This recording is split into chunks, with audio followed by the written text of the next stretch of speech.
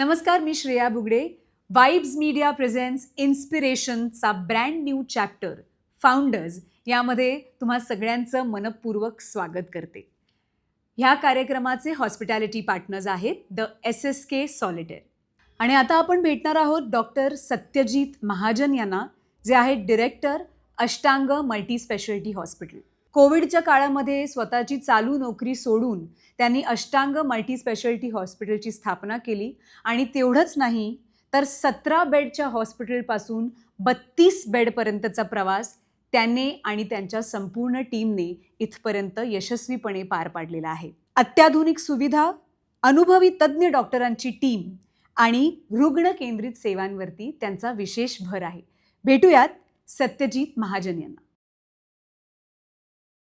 Sir, तुमचं मनापासून स्वागत. Thank you ma'am. सर, तुमच्याविषयी आम्हाला असं कळलं आहे की अष्टांग मल्टी स्पेशालिटी हॉस्पिटलची जी सुरुवात झाली ती कोविड काळापासून झाली. मला असं वाटतं की जनरली त्या काळात बरेच जे बिझनेस होते किंवा ज्या नोकऱ्या होत्या त्या खूप सफर झाल्या, बरेच बिझनेसेससुद्धा सफर झाले.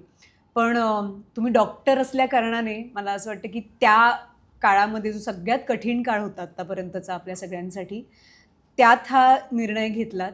तर नेमकी त्याच्या मागची प्रेरणा कुठून आली आणि ती सगळी प्रोसेस आम्हाला जाणून घ्यायला आवडेल. ॲक्च्युली मी तर सुरुवातीला पुण्यालाच होतो ॲज अ डॉक्टर म्हणून नोबल हॉस्पिटलला तिथे वर्किंग करत होतो आणि त्यानंतर नाशिकला शिफ्ट झालो. मी अशोका मेडिकल हॉस्पिटलला वर्किंग होतो. अच्छा. पण नेमकं त्याच काळामध्ये 2019-20च्या काळामध्ये म्हणजे हॉस्पिटल टाकण्याचं स्वप्न आधीपासून होतं, तो प्लॅन आधीपासूनच होता. पण ज्यावेळेस अशोकाला मी असताना जी कोविडची सुरुवात झाली, ते एकंदरीत बघताना की पेशंटला बेड अवेलेबिलिटी नाही आहे, तो काळ खूपच कठीण आणि अवघड होता सगळ्यांसाठीच. आणि पेशंटचा ज्यावेळेस आम्ही बघत होतो की अरे हे पेशंटसाठी खूपच अवघड आहे, मग त्यावेळेस ॲक्च्युली त्याला मी एक संधी समजलं आणि हॉस्पिटलचा निर्णय घेतला. म्हणजे त्यावेळेस मी माझा जॉब स्किप करून आणि हॉस्पिटलकडे वळालो. ओके. म्हणजे त्याचाच एकच उद्देश होता की या कठीण काळामध्ये पेशंटला आपल्याला प्रोव्हाइड करता येईल सुविधा किंवा बेड्स प्रोव्हाइड करता येतील. बरोबर. हा एक उद्देश होता आणि तिथून माझी अष्टांगची सुरुवात झाली.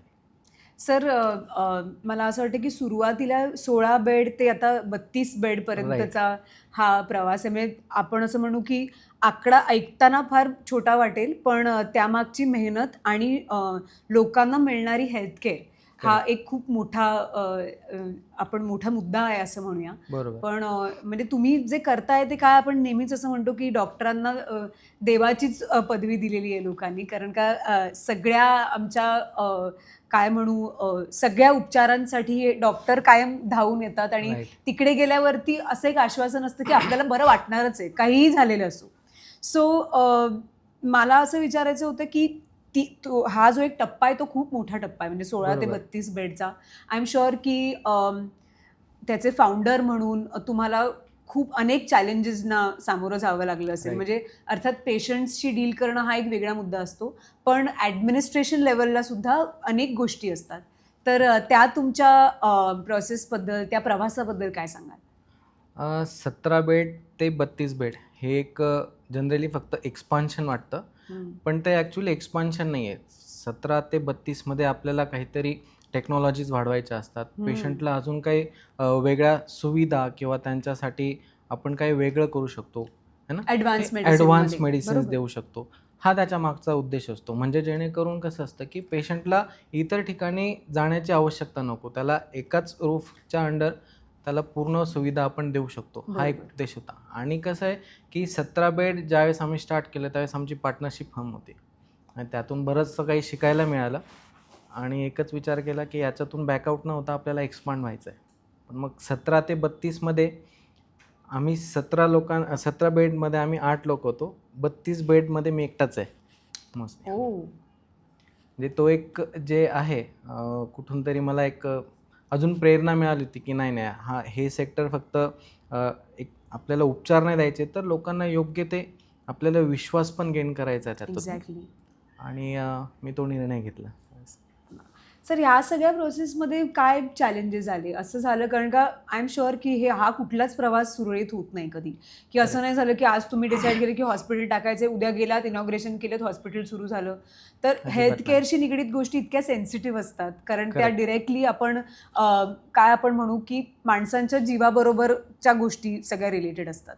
तर ह्या सगळ्या प्रोसेसमध्ये आय एम शुअर की वेगवेगळ्या डिपार्टमेंट्सना सेटअप करणं, ती सगळी टीम जमा करणं, हाही एक त्याच्यात म्हणजे तुम्ही एकट्यानी ते सगळं करणं कितपत चॅलेंजिंग होतं आणि त्या सगळ्या तुमच्या जर्नीमध्ये असा कुठला एक फेज आली की असं वाटलं की मला हे करायचं आहे पण हे सगळं खूप कठीण आहे पण मी हे करणार आहे, की एक अशी वेळ चॅलेंजिंग येते प्रत्येकाच्या करिअरमध्ये की असं वाटतं की आपला निर्णय बरोबर होता की नाही.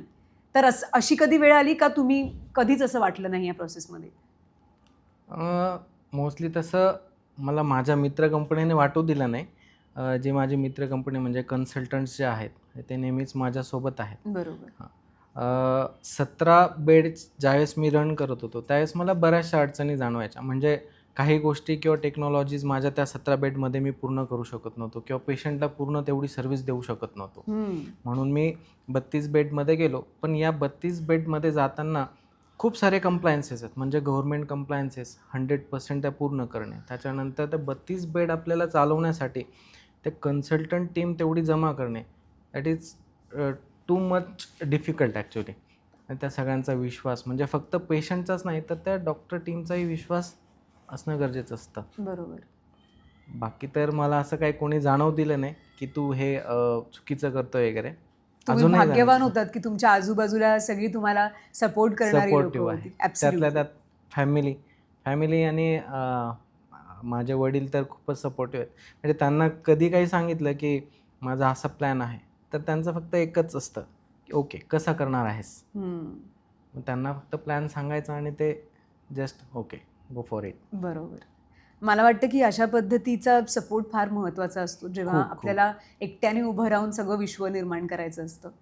नाही एक मॅडम ॲक्च्युली कसं आहे की एकटा माणूस कधीच नसतो. एकट्याने हे कधीच करू शकत नाही. बरोबर. त्याला फॅमिली सपोर्ट नसेल तर एकटा माणूस करणं काय हे खूपच शक्यच कठीण नाही. आहे. बरोबर. म्हणजे खूपच हाच कठीण आहे. व्यवसाय नाही, आयुष्यात कुठलीही गोष्ट कुठलीही. करायची झाली तर आपल्या कुटुंबाची एक भक्कम खूपच. साथ आपल्याला हवीच. सर नेहमी असं होतं की इन टर्म्स ऑफ आता काही क्रिटिकल पेशंट्स असतात किंवा नॉर्मली पण जनरल फिजिशियन जरी आपण म्हटलं की सर्दी खोकला तापासाठी Right. आपण गेलो तरी एक मला तरी असं वाटतं की एक फिलिंग असतं की औषध घ्यायच्या आधी त्या डॉक्टरांना नुसतं भेटलं तरी मला मानसिकरित्या बरं वाटायला लागतं. किंवा एखादं Correct. हॉस्पिटल असतं की आपण अगदी हक्काने कोणालाही सांगतो की बाबा तू तिथे जा, जे काय असेल ते तिथली टीम सगळी चांगली आहे, ते सगळं व्यवस्थित करतील. तर आता त्याच्यामध्ये 2-3 फॅक्टर्स इन्व्हॉल्व्ड आहेत. एक तर की विश्वासार्हता की बरोबर. तिथली टीम, तिथले डॉक्टर्स आपल्याला माहिती आहे की कुठल्याही बाबतीत आपल्याला मिसगाईड केलं जाणार नाही आणि जे असेल ते योग्य निदान आपल्या आजारावरती होईल आणि त्याच्यासाठीची जी लाईन ऑफ ट्रीटमेंट असेल ती आपल्याला सांगितली जाईल. हॉस्पिटल रिपीट करण्यामागे एकतर हे महत्त्वाचं कारण असतं की मी तिथेच जाते किंवा माझ्या आजूबाजूला कोणी काही बरोबर. तसं रुग्ण असेल तर मी त्याला सांगते की बाबा तू तिथे जा, तिथे माझी सगळी एकदम फॅमिलीसारखी आपल्याला ट्रीटमेंट मिळते. एकतर तो फॅक्टर असतो. दुसरं म्हणजे तिथली सगळी जी आता जसं आपण मगाशी म्हणालो की ॲडव्हान्स्ड मेडिसिन किंवा तिथे उपलब्ध असणाऱ्या सगळ्या सोयी हेल्थकेअरच्या ह्या अगदी 100% विश्वासाच्या आहेत की तिथे आपली फसवणूक होणार नाही आणि बऱ्याच गोष्टी त्याहीमध्ये इन्व्हॉल्व्ड असतात. आणि दुसरी गोष्ट म्हणजे की एक आपला विश्वास आहे, फेथ आहे की तिथे कुणी गेलं तरी म्हणजे मी नाही गेले आणि कोणीही माझ्या ओळखीने गेलं तरी त्या माणसाला सेम ट्रीटमेंट मिळणार आहे. तर ह्या सगळ्यासाठी ही जी विश्वासार्हता आपल्याला मिळवावी लागते ती सुद्धा खूप कष्टाने मिळवावी Correct. लागते. तर त्याकडे तुम्ही कसं पाहता? आय एम शुअर की अनेक पेशंट जे असतील, अनेक वर्ष फॅमिलीज असतील, त्या अगदी छातीठोकपणे डोळे बंद करून सांगतील की अष्टांगमध्ये तुम्ही जा, तिथे सगळं तिथे होईल. व्यवस्थित अंडर वन रूफ जसं तुम्ही म्हणालात होईल. तर त्याकडे तुम्ही कसं बघता? ॲक्च्युली तसं बघितलं ना मॅम, हॉस्पिटल्स हे खूप सारे आहेत आणि टेक्नॉलॉजी बघितलं ना तर प्रत्येक हॉस्पिटलला टेक्नॉलॉजी आहे, बरोबर. मशिनरीज आहेत. म्हणजे प्रत्येक हॉस्पिटलला तिथे ती योग्य सुविधा असणार आहे. पण पेशंट म्हटलं ना तर तो 2 गोष्टींनी ग्रस्त असतो. तो एक म्हणजे आजार आणि दुसरा म्हणजे आर्थिकदृष्ट्या. ॲब्सोल्युटली. पेशंटला ॲक्च्युली आम्ही या दृष्टीने बघतो की जो पेशंट येणार आहे तिथे माझ्या प्रत्येक विभागातील कर्मचाऱ्याला हेच सांगितलं जातं की हा पेशंट नाही तर आपल्या एक घरातला सदस्य म्हणून आपल्याला ट्रीट करायचा आहे. म्हणजे पेशंट ज्यावेळेस हॉस्पिटलला येतात, आता आर्थिकदृष्ट्या हा सेकंडरी पार्ट झाला. कुठलाच पेशंट हॉस्पिटलला किंवा हेल्थकेअरला जाताना हे म्हणत नाही की नाही नाही तिथे माझी लूटच होणार आहे. त्याला जर आपण पूर्ण 100% विश्वास दिला की नाही नाही हा तुझा आजार असा आहे, त्याच्यासाठी तुला फक्त पैशांचीच गरज नाही आहे, तर तो जो एक विश्वास आहे त्याच्यावर आम्ही मोस्टली फोकस करतो. बरोबर. म्हणजे पेशंट आला आहे आणि नाही नाही तुम्हाला आधी डिपॉझिटच भरावं लागेल, अशा काही कुठल्या आम्ही गोष्टी फॉलो करत कारण नाही. का ते कसं पेशंट ऍडमिट होऊन जातो, पण फॅमिली मेंबर्सना त्या गोष्टीचा Right. फार स्ट्रेस येतो. Right. नाही, बरोबर. पेशंट तर ऑलरेडी तो त्रस्त असतो, पण बरोबर. त्याच्या मागे ती फॅमिली पण त्रस्त असते की आता एक्झॅक्टली. याच्यातून जायचं कसं आहे. मग आपल्याला सगळ्यात आधी तर त्याचा पेशंटचा जो आजार आहे तो ट्रीट करणे आणि त्याला किती वेळ लागणार आहे, किती ड्युरेशन लागणार आहे, तो बरा होणार आहे की नाही होणार आहे, याचा एक विश्वास दिला ना, तर तो पेशंट मला तरी वाटतं की आतापर्यंत मला सोडून गेलेला नाही आहे कुठला. आणि त्याच पेशंटने माझ्यासाठी पेशंट्स तयार होत आहेत आणि ते खूप इम्पॉर्टंट आहे माझ्यासाठी. बरोबर. सर, आम्ही असं ऐकलंय की तुमच्या हॉस्पिटलमध्ये वेगवेगळे डिपार्टमेंट्स आहेत, पण तुम्ही एक गोष्ट त्या सगळ्या तुमच्या टीम मेंबर्समध्ये एक थॉट रुजू केल्यात आणि तो म्हणजे patient first. Right. So this is so incredible. कारण का आत्ता आपण मोस्टली बघतो की मेडिसिन हा बऱ्याच ठिकाणी आता धंदा झाला आहे. Like you Right. सेड की जेव्हा पेशंट येतो तेव्हा मी सगळ्यात आधी त्यांना सांगतो की तुम्ही माझ्या कुटुंबासारखे आहात. माझ्या कुटुंबातल्या लोकांची मी कशी काळजी घेईन ती आधी मी घेईन आणि नंतर फॉलोड बाय ज्या सगळ्या आर्थिक गोष्टी आहेत त्याच्यावरती आपण, म्हणजे त्या येणारच आहे दोघांनी, बरोबर. पण सगळ्यात आधी ट्रीटमेंट गरजेची आहे आणि त्या कुटुंबियांना तो स्ट्रेस येऊ नये ह्याच्याकडे तुमचं जास्त लक्ष असतं. तर अशा पद्धतीचं एन्व्हायरमेंट, वर्क एन्व्हायरमेंट तुमच्या टीमसाठी आणि असा थॉट रुजू करण्यात ऑब्व्हियसली त्याच्यात तुमची जडणघडण आणि तुमच्या फॅमिली व्हॅल्यूज, तुम्ही ज्या संस्कारात वाढलात तेच दिसून येतं. त्याबद्दल तुम्ही काय सांगाल? ॲक्च्युली जो पेशंट ॲडमिटेड असतो मॅम आमच्याकडे, तेव्हा माझ्याकडे जे वेगळे पेशंट्स आहेत, तर सगळ्यात आधी तर आम्ही वेळोवेळी त्यांच्या मीटिंग्स घेणे आणि त्या मीटिंग्समध्ये एकच सांगितलं होतं की पेशंट फर्स्ट. मग समजा त्या पेशंट ट्रीट करत असताना कुठल्याही डिपार्टमेंटचा पेशंट, आमचा स्टाफ त्या पेशंटसमोर असेल, लाईक म्हणजे हाऊसकीपिंग आहे, तर बऱ्याचदा एक कॉमन इश्यू आहे हॉस्पिटल्समध्ये की ज्यावेळेस पेशंट ॲडमिट असतो त्यावेळेस स्टाफ कुठेतरी एकतर अडकलेला असतो दुसऱ्या पेशंटकडे आणि ज्यावेळेस त्या एका पेशंटला दुसऱ्या स्टाफची गरज असते त्यावेळेस आमचा कुठलाही स्टाफ तिथे असं बघत नाही की नाही नाही हे नर्सिंगचं काम आहे, त्यावेळेस की माझं डिपार्टमेंट नाही राईट, हे माझं डिपार्टमेंट नाही. तर आमचा प्रत्येक स्टाफ जो आहे तो त्याच दृष्टीने, अरे नाही ती नर्स जर तिकडे बिझी आहे तर ते त्या पेशंटला त्यावेळेला तिथे अटेंड करणार.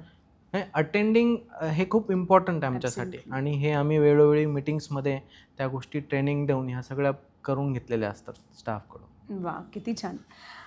सर, आता आपण बघतोय की ज्या पद्धतीचं सगळं लाईफस्टाईल आहे किंवा ओव्हरऑल जे सगळं वातावरण आहे, आपण ह्याच्यावर पोल्युशन विषयी बोलतो, फूड विषयी बोलतो, भेसळ, म्हणजे सगळ्या गोष्टीमध्ये ती आहे आणि ह्या सगळ्याचा इम्पॅक्ट हळूहळू माणसाच्या शरीरावरती, मनावरती व्हायला लागलेला आहे. जसं कोविडमध्ये आपण बघितलं की ती इतकी मोठी महामारी होती, तर हेल्थकेअरमध्ये त्यानंतर अनेक ॲडव्हान्स्ड मेडिसिन आले, जसं वॅक्सिनेशनच्या बाबतीत Right. झालं.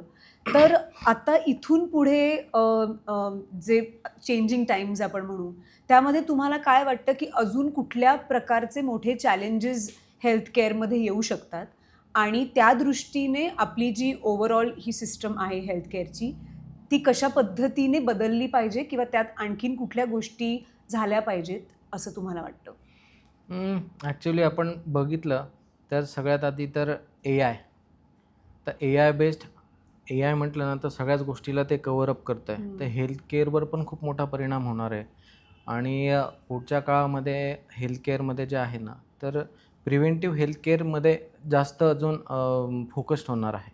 तर त्यासाठी सर्व हेल्थकेअरसाठी किंवा हॉस्पिटलसाठी मी एकच सांगेन की या सगळ्या चॅलेंजेससाठी आपण तयार राहिलं पाहिजे. म्हणजे जे काय AI बेस्ड टेक्नॉलॉजी आहे है ना, त्याला वेगळ्या ट्रेनिंग्स आपण स्टाफला देत राहणे हे खूप इम्पॉर्टंट आहे भविष्यासाठी. आता काय आहे की AI पण म्हटलं ना तर येणारा प्रत्येक पेशंट जो आहे तो आमच्याकडे येताना AI सर्च करूनच येतो AI डॉक्टरला. मग आपल्याला ते चॅलेंज कसं फेस करायचं आहे त्याच्यासाठी आपल्यालाही ट्रेनिंग घेणं गरजेचं आहे. बरोबर. कारण का आता असं वाटतं की पेशंट्सना डॉक्टरांपेक्षा जास्त ज्ञान आहे की नाही Right. बिकॉज ऑफ AI असं वाटायला लागतं, कारण का ते त्यांचा अभ्यास इंटरनेटवरनं ऑलरेडी करून नाही आले. बऱ्याचदा काय होतं मॅम की तो AI वरचा अभ्यास जो आमच्या अभ्यासाचं थोडंसं कुठेतरी विपरीत असतो. ज्यावेळेस पेशंट आमच्याकडे येतो ऑफकोर्स बरोबरच आहे. आमच्याकडे येतो आणि त्यावेळेस तो अभ्यास करून आलेला असतो AI वरून, त्यावेळेस कुठेतरी थोडीशी चिडचिड होते की अरे हा आला आता मी आहे ह्याला कसं कसं समजावू? समजू. त्यावेळेस थोडंसं आम्हाला शांत राहून आणि त्याला समजावं लागतं, अरे तू वाचून आलाय ते बरोबरच आहेत पण त्याच्यात हे पण आहे, आणखी काही गोष्टी अजून काही आहेत. आहे. बरोबर त्यामुळे फक्त त्या गोष्टी आपल्याला फोकस न करता ह्या पण गोष्टी आपल्याला महत्त्वाच्या आहेत. बरोबर. म्हणजे ह्या सगळ्या गोष्टी बघतात आपल्याला पेशंटला ट्रीट करणं खूप गरजेचं आहे आणि त्याच्यासाठी ट्रेनिंग खूप इम्पॉर्टंट आहे. ॲब्सोल्युटली. त्या प्रत्येक डिपार्टमेंटच्या स्टाफसाठी, म्हणजे हाऊसकीपिंगपासून तर नर्सिंगपर्यंत सगळं. Absolutely. Thank you so much doctor Satyajit, तुम्ही आज इथे आलात, तुमचा इतका इन्स्पायरिंग प्रवास आमच्याबरोबर शेअर केलात. अँड आय एम शुअर हा इंटरव्ह्यू जे यंग सगळी मुलं बघत असतील ते डेफिनेटली तुमच्याकडनं हा गुरुमंत्र आज त्यांना मिळालेला आहे. थँक्यू सो मच, तुमचा वेळ दिलात आणि आमच्याबरोबर तुमच्या लाईफ स्टोरी शेअर केल्यात. Thank you so much. थँक्यू.